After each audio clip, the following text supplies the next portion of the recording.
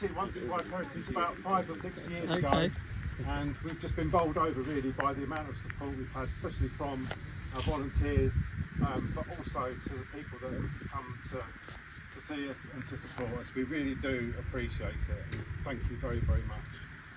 Okay.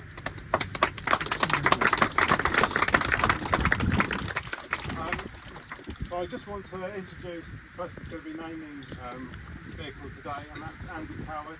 Andy Coward has produced a number of publications.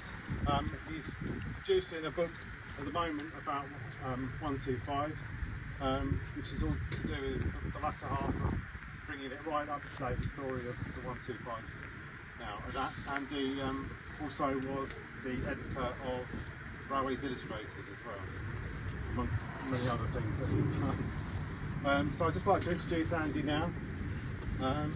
To do the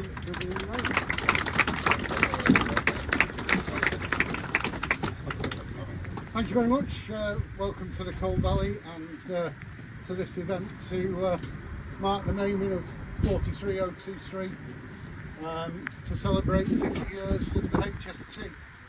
It's hard to believe really that these vehicles are now disappearing from the national network, and just over 3 years ago this was sat in a sidings in Cambridgeshire with a very uncertain future until it was secured for preservation by Matt Golding and brought here for restoration, and as you can see now, wonderfully turned out in the original colour scheme as it would have carried when it was released into service in 1976.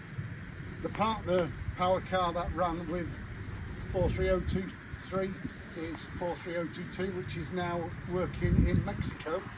So these vehicles have proved their worth worldwide now, and continue to do so. So from my point of view, preservation is all about the people that do the work for our enjoyment.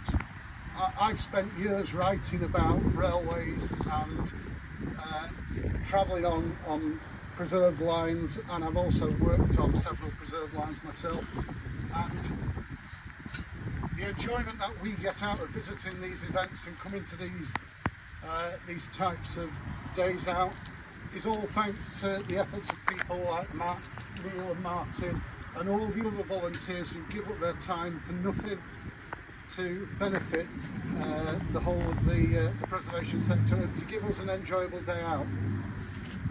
It might be hard to imagine having an Intercity 125 train set in the middle of rural Essex, but it really fits the part.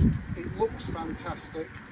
We've got a high quality train that is looked after by a dedicated team of individuals who've done a great job, and HST preservationists all across the country are doing a great job to keep these vehicles running for our enjoyment now that we're not able to travel on them every day on the main line, unless we live in Scotland, which is probably the only place you can now get them on a regular basis, and that's not for too much longer.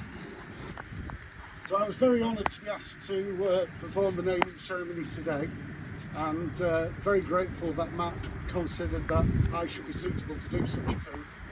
However, I don't believe that I should be the one to unveil the nameplate. I believe that should fall to yourself.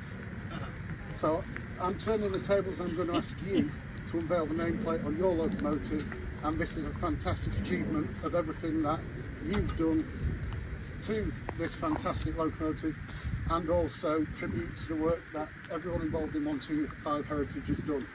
So I'd like to now hand over to Matt to unveil the nameplate on his loco. Thank you.